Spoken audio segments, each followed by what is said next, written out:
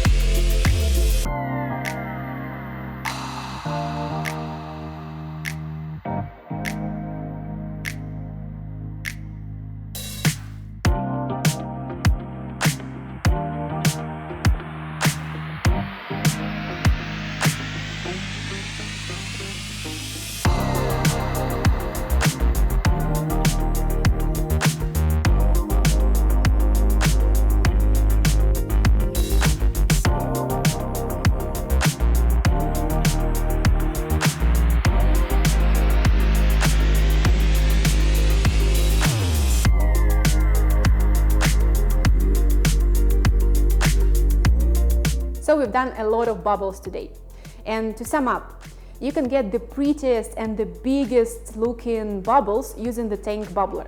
However, they're not very stable if you use just Soy Lecithin. So for this tool, I would suggest to use another stabilizer in addition to lecithin. For example, xanthan gum, to make those bubbles more transferable to the tank where you've made them, to the actual plating. As for the culinary siphon, with culinary siphon you can get a lot of bubbles and extremely fast, but just as fast as you can get them, you will lose them.